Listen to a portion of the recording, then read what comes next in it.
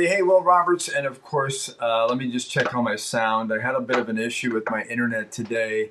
I'm just looking to see everything's okay. Looks like it can be heard. Welcome to the show. I'm going to plug in my other microphone, switching all this equipment around. This is a beauty, by the way, of now as opposed to when I started 100 years ago back in 1980 something is that you just didn't have to worry about a lot of this stuff, especially as an actor. He's like, I'll be in my green room. Are my red M&Ms there? You didn't have to worry about this stuff. But nowadays, and I'm and glad to say that, look, I have always been ahead of the curve in regards to smartphone production and producing films for film festivals and other and commercials and stuff like that because I love it. Because back in the day, back in the 80s and 90s, I used to carry around when I was working for Fox Kids. That's when Fox cared about families. I used to basically, I was a one-man band. In the news industry, we call it one-man band. I shoot, I edit, I host. And I was carrying around a Beta SP. And if you're old enough to know what that is, you know that that thing weighs about 80 pounds. And going into editing bays that I remember our editing bay at KCBA Fox 35, and it was like $1 million editing bay. And they go, this is the editing bay. Well, bottom line is that that Mac that they had now is probably a fifth as strong and the resolution on than my iPhone 11 Plus Pro Max. All good in the hood. But that's cool because look, I mean, now people can get out and make their own stuff and do their own thing, which is extremely important. Meaning that you don't have to wait to get your message, your passion, your stuff heard because you can get out there and do it. And that's why Sal and myself decided to create Film Festival Live. Sal does oprime.tv, which allows people to put their film festival films on there and even maybe make some money. Kind of like a Netflix type of a Hulu type of thing for film festivals because we're tired of seeing film festivals driving in the back seat. Now it's time for them to take not only the front seat, but the driver's seat. So with that being said, lots of great stuff is coming out. And one of the really great things that is coming out is that advocacy and causes and passions that people have. And I'm going to digress and go back a little bit, but back in the 90s when Blair Witch came out, I remember seeing that, or at least parts of it, and going, oh boy, everything we're doing is going to change. And what I mean by that is that when Blair Witch came out, the idea about, shooting and, having it strapped to your whatever and or shooting through a dirty pair of underwear, it didn't matter anymore because you could shoot anything and do anything, and in post you can make it look, okay. And so the cool thing about that is that there's a minus on that too. But the cool thing is that now you're able to produce these things that are not black magic or whatever 6K and people are going to look at it and watch it because now it's a matter of not necessarily 35 millimeter film and it's not big movie theater blockbusters. You don't have to have $1 million. You can shoot stuff, it can look okay, but in post make it look like you're artsy and get a message out. So the reason why I'm talking about all this is because again, the theme for today is getting the message out. And while doing that, you can certainly, by all means, hopefully boost your career as a filmmaker, an actor, a producer, a writer, doesn't matter.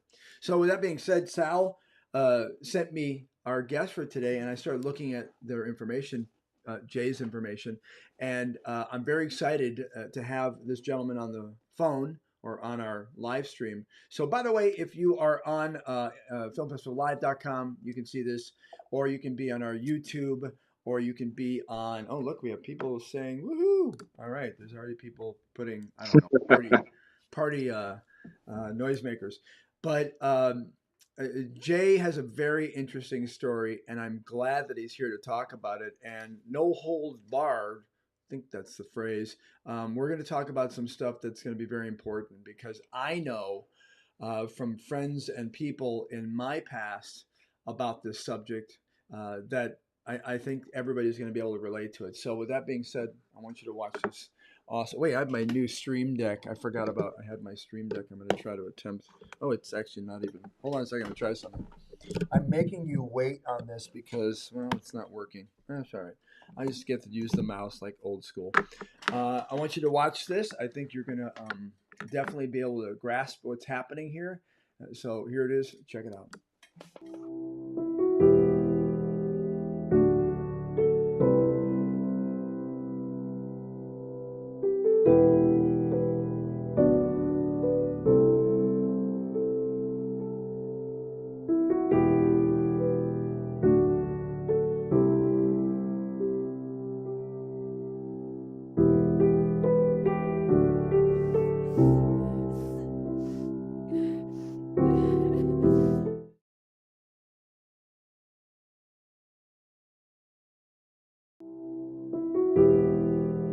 I was here getting into this, Jay, and I'm like, is that my equipment? No, it ended at 29 seconds. How are you, my friend? I'm good. How are you? Good, good, good. So, Jay, I got to be honest with you. I tried even on Google to pronounce your name because you can do pronounce names. And Yeah, and is that it Geets? it's Geerts. Geerts. Man, almost had it. I should have gone Oh, with it's a hard one. No one has ever really been able to just pronounce it right off the bat. Even I had trouble when I was younger. well, that by the way is what we call an icebreaker. Like, hey, how do you say your? I don't really want to talk to you after this, but how do you say your name? I just got it, and then you tell them. Anyway, strike up a conversation. So, what a subject! And I got to just launch right in and ask you, what's the purpose that what's the reason why you grasped this and decided to take this on? Not an easy subject, by the way. Well, when the in the process of developing this, it was a time where I was struggling personally, especially with coming to terms of actually discussing it and opening up to it, especially to my friends. And there was a one moment where I was actually it was at work, and I just I didn't feel I could be alone for that day and that night. And it was a closing shift, so like right after I closed, I went to the hospital at 5 a.m. And I just sat out there for a little bit, trying to give myself the courage to go in and ask for help. Yeah. I didn't end up going into the hospital. I actually ended up calling some friends that I'd grown really close with in the past little bit, and they helped me develop that communication and just really being able to see how much that really it really touched me and made me feel cared about. Just that they wanted to listen to me. They didn't want me to go into the hospital. They were listening to my fears because part of that I'm from Canada, and so part of when you go to a hospital in crisis is they will lock you in observation. Oh. That's horrifying. Well, you said the word locked you into, and anytime you start a sentence with that one, that's not going to be a good one. Yeah, it's they're magnetically sealed doors that you can't open. They take your phone, they take your shoelaces, they take anything that they think could possibly harm you. It really makes you feel like a criminal. And Yeah, like you went to these people for help, for yeah, medical help, professional yeah, help. yeah, And that just really got me thinking about how we need to open up the conversation. And so I felt if I could open up about my own conversation, own opportunities and my own experiences in life with suicide and mental health, I think that could really drive a message of openness is terrifying, yes, yeah. but it really can be life saving for even the smallest things. Like the smallest things really can make the biggest difference, whether it's the biggest stress because it's a whole bunch of small things piling up, or if it's just one massive thing, but it makes you feel small. Yeah, I mean, that's a very good point. That it doesn't matter. I have kids. I have a 7 and 11 year old, and I'm constantly thinking with my wife. I want to make sure she had a conversation with my daughter at 11, and I'm like, I don't know if we should talk about this or that. But the fact of the matter is that um, it is a whole different world than it was 5, 10 years ago, and the experiences that we're dealing with. And to be quite honest, I just think that, like you said, that some of the techniques and philosophies of mental health practitioners and people out there helping are kind of a little old school or even word archaic because you're right. What you want to do is start the spiral to move forward, not in a downward spiral. And the minute you say to someone, because look, I grew up, look, I'm going to be real honest with you. We talked about this before we got on. I had mental, sexual, a lot of different things happen in my life. And I'm 57. Luckily, I've been a professional actor for most of my life, so crying is not a big deal. But the point is that and it's okay. It's okay to feel these things. It's okay. But at the end of the day, this is probably the message I should leave people with at the end. But at the end of the day, you need to find out that it's really not you. And people need to help support that, because then you need to keep trying to figure out how to build upon that and feel better. So, this film, uh, how long ago did you put this out? And tell me, how did it like come about? I know the mental health stuff, but did you say, I need to have a voice? Were you in the industry? Give us a little background. So it started out. I had originally we had it started in the term two of this university program I was at in Toronto Film School, and part of that was like we were into the documentary portion of it. And I'd been toying with this idea of putting suicide into the forefront of all my films, but I'd never thought of putting it as a documentary aspect. Right. And just seeing that realistic aspect of it, and then being able to portray that as a real person along with my own experiences. And I volunteered for a lot of like I worked with the Decker Bauer Institution, which is Oh, talked about okay. in the film. Yep. They were set up by one of the subjects' mothers in the or by the one of the subjects in the film for their son who had taken his own life. And it came about with me talking to a couple of people, talking to my mom, talking to a couple of people I've talked to in the past, with friends and coworkers, and asking about their experiences with suicide and with mental illness, and seeing just if anyone would be willing to speak up about it. And I was honestly surprised by how many people spoke up. It was really phenomenal. And then I got in touch. I actually got in touch with the St. Clair Child and Youth Board. Unfortunately, things fell through, and they weren't able to support such an indie project at such a weird stage Sure. and whatever. But they really saw the need for it as well, and just were really supportive of it. And it has since been able to translate into I got my mother to actually speak on the film about her experiences with suicide. She lost an ex-husband at the time, and so like she had children with him, so that massive impact. We talked Yeah. to Teresa Inglis, who was a family friend as well as a coworker I'd worked with before, who lost her son and then set up the Decker Bauer institution. We talked to Tyler Silver, who is Decker's best friend. And then I myself also spoke on my own struggles with suicide and suicidal ideation on the film. So I thought, if I'm going to be asking these people to speak about this such a hard subject in such an open way, where we talk about everything, no holds barred, I should also be the one to have a voice on that. And I am also no stranger to crying. I cried quite a bit on that set. Sure. Well, here's the thing is that you have to, as the filmmaker, I just think in this subject matter, it would look too much like a documentary of some sort of like cause and effect mental health thing, and wouldn't have any real passion to follow through if you weren't sharing your story. Because the thing is that, look, I had when I was in my late teens, early 20s, I was doing a lot of theater, and a very dear friend of mine I hung out with, Dean Winston. He was a very interesting, quirky kid at the time. Good looking kid. He played clarinet. He loved the old 40s and 30s stuff, and I did too. And we were in theater. Well, he got a girlfriend, and the girlfriend wound up breaking up with him, and he basically went in a car in a garage, did the pipe, and killed himself. The gas. And the interesting thing is not only was it devastating to all of us, because Dean was 17, but what was even more devastating is that then the girlfriend had to deal with the fact that this is the reason why he killed himself. And then the mom, because the mom, and why I'm bringing this up is that if people think, number one, that this is a simplistic subject, think again.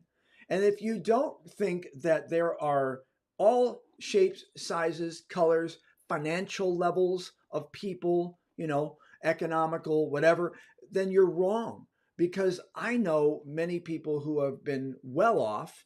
You thought their families were wonderful, but like Dean, mom was going out, he wasn't married, going out with lots of guys. He couldn't process. There wasn't a dad figure. There's so many reasons why this exists.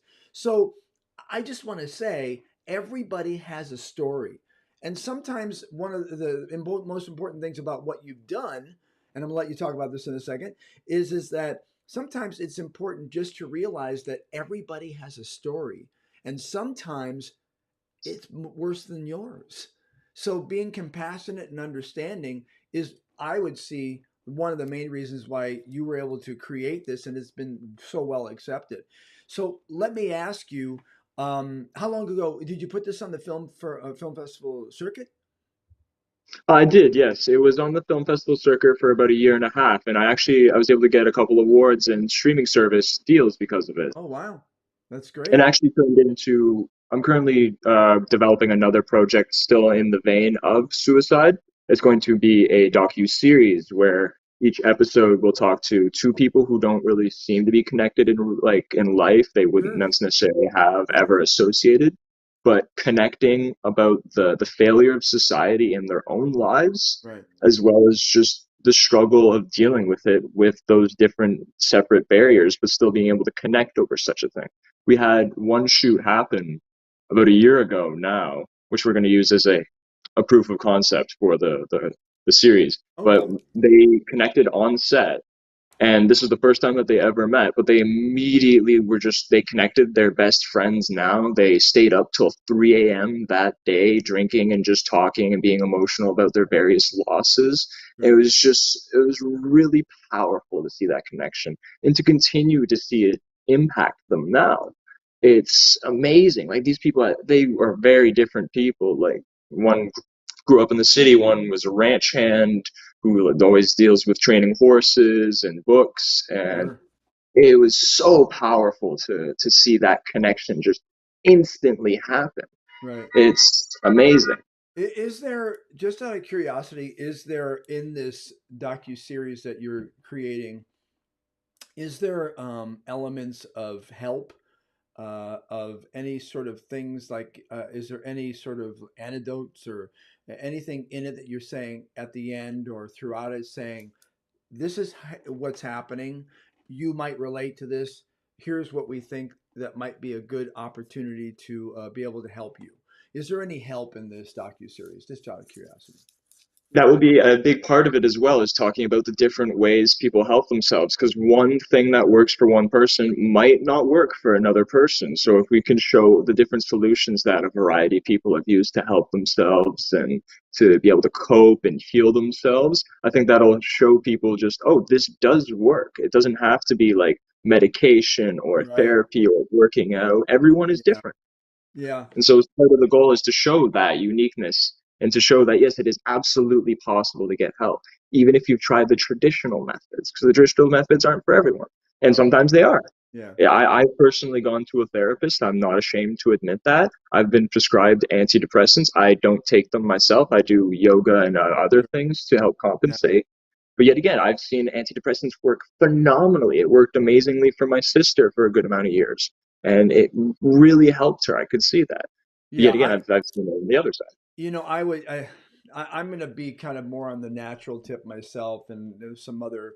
I produced metaphysical talk radio for about 10 or 15 years back in the '90s. Deepak Chopra, Wayne Dyer, Shakti Goen, and I mean, I learned a long time ago, just because I have a lot of family members that have had issues, and I don't mean that in a negative way, issues, because one thing I want to say, and I want to see what your take on this is that a lot of times people who have mental illnesses are taking the brunt of everything, and in most cases it comes from somewhere else. It doesn't come from them. there, I mean, granted, there are chemical imbalances. There are also PTSD because, military or whatever, or police have been in situations that are not normal situations. But that really sometimes lends itself to reason why people have mental health issues is that they're not in a normal situation, dysfunctional families, whatever the case may be. I want to ask you, in your own growth, have you, and doing this because obviously this is part of your therapy, has it allowed you to understand that you potentially are not the reason that you're having these bouts of depression and mental health issues? Absolutely. Actually, about 2 weeks ago, I had a bit of a bout of depression myself. I was being very aggravated towards my friends, and they spoke to me about it. There were some things bothering me, and it really showed the impact of that. It wasn't me. They were telling me like, yeah, I'm not an angry person. I'm not a frustrated person. This isn't is something going on. It's not me. And being able to see that and hear that and see and look back on life and kind of have a chorus of that for all my experiences, it's really interesting to see and be able to heal. So in my process of healing, I have been able to realize that while even at times it is a struggle, it's not inherently myself. Maybe there's something bothering me. It's not who I am. I'm not defined by my mental illness. I am and, not and that's defined a by these biggie. symptomatics. And that's Pardon? a biggie because the fact of the matter is that, and it doesn't even, I mean, the degree of mental health, by the way, doesn't have to be like, oh, I mean, you mean you have mental health issues? Are they putting you in a straitjacket and sticking you in a white room? It doesn't have to be that way. Matter of fact, and let's talk about this. Some of the things that can be in people's minds, because look, I've got my own demons. I've got the critical voice. Some of those things may be as simple as that voice in your head or the negativity that exists in your life, which then defines whether or not you think you're going to be able to walk out of the house in the morning. And sometimes, and a lot of times, I want to ask you, don't you think that those things are hidden and people are, one, ashamed to say that they might have the issue, and they never take care of them because they don't feel as though they've been given the key to the city to walk through and say, I have an issue and I need help? Yeah, like one thing that I've constantly thought about is that it can just start with one minor thing being associated that. Like, so I'm stuck inside today. I don't want to go outside to do anything. Maybe I wanted to go see this film, but oh, that film was a comic that I used to like when I was younger, when I was dating this ex-girlfriend. That ended badly. Oh, and I'm not feeling great about today at all. And it was just that cycle of random connectedness that Yeah. just brought it together. And it Yeah. doesn't always happen, of course. Yeah, it's funny you say that, but I'm thinking about I worked for Cirque du Soleil, and I had a back injury in doing my act once, and always make the joke, and I'm pretty physically fit, but I literally can sneeze, and I'd be down on the ground for a week, going, "Oh my God, my back!" And you would think, "Wait a second, I sneezed. How did my back pain come from me going hachoo?" and then happening. Same thing with mental health. Is that look, again, I have a lot of interesting stories about my past that I can see, smell, and things will come into my life and I'll go, whoa, am I back there or what? And it's a very difficult path to try to take on because and hike through, just because you need to have people like you, to be quite honest with you, Jay, that have done this, to open up that door and say thank you. Let me ask you, COVID. Wow. We all went through, I went through during COVID. I'm sitting here and I'm a professional actor, and I was going back and forth to LA 4 or 5 times a week before COVID, either auditioning or shooting something. And then all of a sudden, I was done financially. And so I had to create and start a live streaming company because I got tired of watching people live streaming out of their bathroom. But the bottom line is that it was very difficult for a lot of people. Can I ask you, because obviously your radar about mental health is out there, did you see this with with COVID? Did you see the writing on the wall and what was happening? I really, honestly, I did, and I was a little scared for a lot of people, even for people in general. Just, I know that was something I was fighting for, even at my own work. Is that luckily we were defined as like essential workers, so we were able to continue working up to a certain extent. But I Oh, know a good. lot of people that weren't, and it's just that's devastating. Like, Yeah, what if you just got into like your dream job and just being able to see people? yeah. Like, there was probably months where I didn't see anyone else other than my other roommate, and No. that was it. And we're And and we that's are devastating. community, and we are community people. I mean, you could be an introvert, you can be, a hermit. Well, not a hermit, but you could be an introvert and say, like, I don't really go to parties and so on. But look, I mean, my most difficult part for me, and this is the hardest mental health check for me, is that I have my studios. I have a voiceover studio, I have this studio. I do most of my work alone.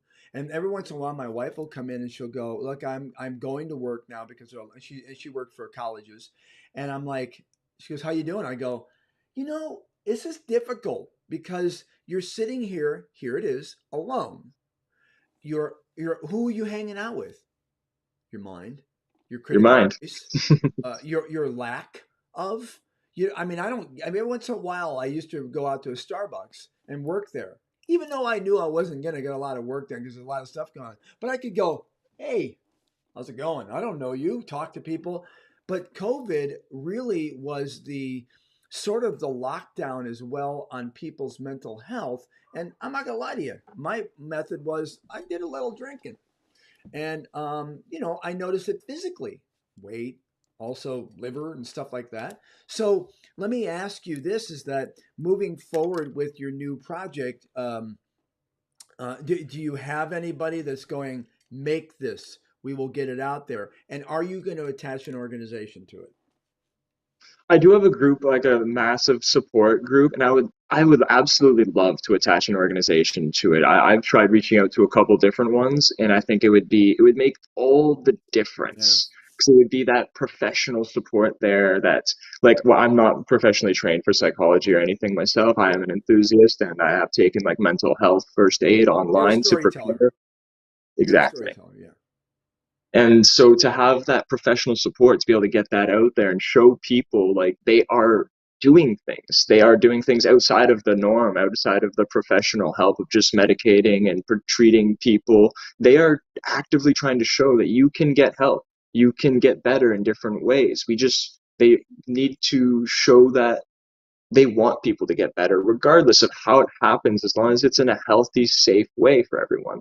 And one part of COVID that I really noticed with a lot of people, it forced so many people to confront deep seated fears and insecurities.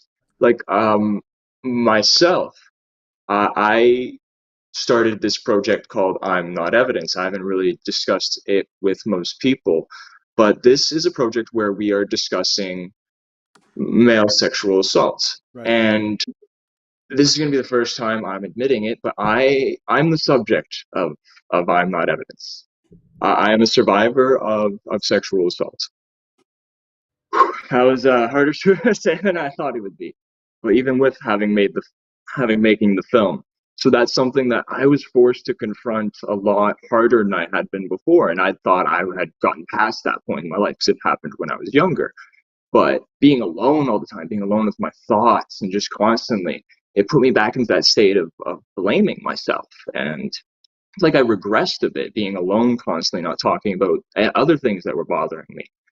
And so that's why I saw the need for I'm Not Evidence, and that's one that I even shot alone, did everything alone with, and now I'm actually asking one of my closest friends who edited the Days Go By, actually, Cornelia Lawrence. She's editing it currently, and I personally don't really remember what I said specifically on it, but she's blown away by it, and even being one of my closest friends who I've talked with this about a bit, she didn't understand the depth of it until watching all of this, and that's something I really want to show people is that you don't even necessarily realize these things or how much something is weighing on you until you're forced to confront it or it confronts you.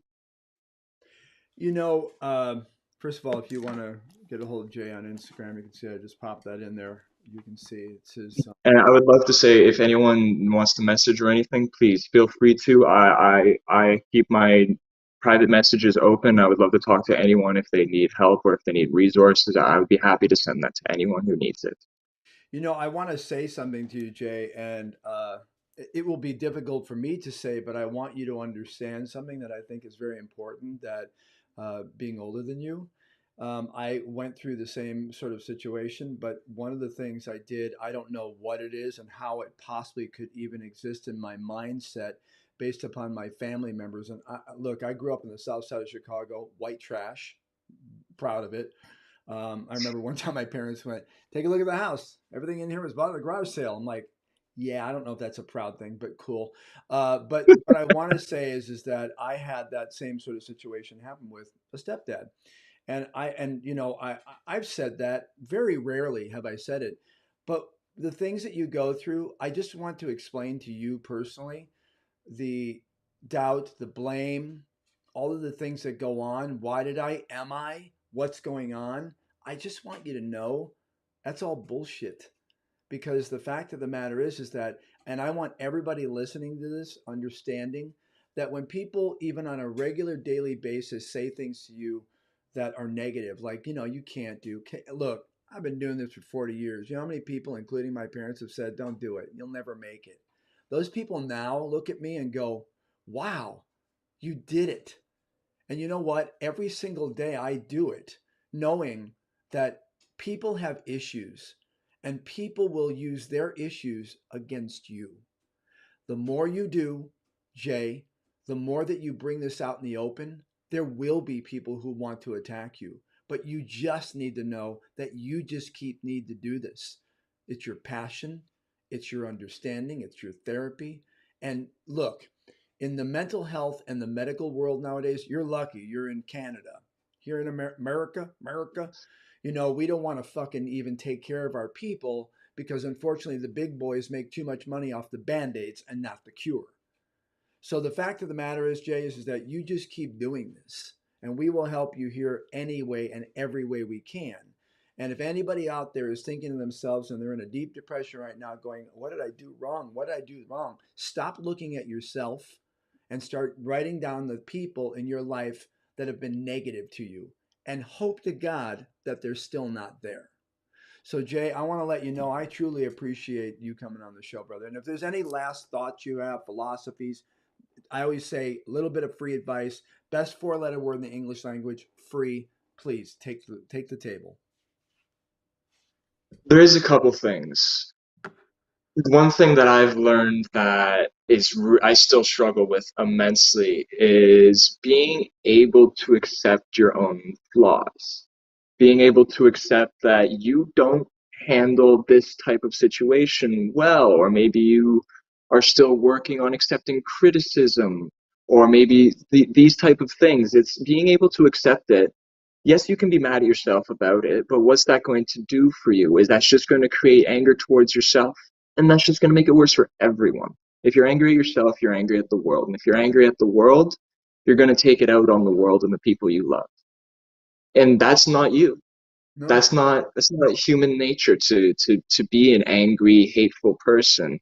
We've just unfortunately developed to this point where it's scary to talk about our feelings. It's scary to talk openly. And I don't blame anyone for being scared about that. right? But we can confront our fears and we can move past that and be healthier for everyone, not just yourself. Because it isn't just for yourself protecting your own mental health. It's for everyone, and Yeah, it's helping everyone's yeah, mental health, just like them helping their own mental health is helping yours. Because I would much rather have a loving, happy friend who is happy in their own life, just like I would much rather be happy and loving in my own life. And I would love to help everyone that I can get to that point, yeah. even if it's hard and you will struggle, you will fall, you will fail, you will hurt people. Sure. That is part of life, and the sooner you accept that, the sooner you're going to be able to move on and help and heal everyone and yourself. Yeah. You know, again, the critical voice is one of those worst things that you could have. The one that keeps saying in your head, "No, I'm not good enough. No, I can't do that." I mean, those types of thoughts and those types of conversations don't move you forward. They keep you stuck. They keep you. And one thing I always have always done since I was a little kid, I always adopted this little sort of thought, which is I don't want to be like that little old man or that little old woman who's 90 going, get off my lawn, you whippers. I'm making a joke, but I don't. Have you ever met one of those little old people that are, they don't have to be little, those old people that are cranky, that don't like anything, that are angry? It's because they didn't find a way through the fog, through the shit, through their own abuse. Now, I can understand back then in that day when the World War Ones, twos, and whatever happened, that there was a lot of crap and a lot of people drank and just smoked cigarettes. I know my family, but the fact is that you're one of the new people on this frontier. And again, what I was trying to say earlier is that mental health and regular physical or doctors, they don't have time. They don't have time. No offense, but you ain't got this, you don't get their attention. I mean, as much as they'd love to say that, look, I started, as a doctor or a psychologist because of this or that, the fact of the matter is that they don't have time to do what you're doing, Jay. And my wife got a master's at ASU in counseling. And I remember sitting at the table, just so we know, at a table in Tucson or Phoenix, and we're all having some sort of thing. She introduced me to them way back. And I remember looking at six of these people and thinking, oh my God, these people have more issues than the people they're taking care of.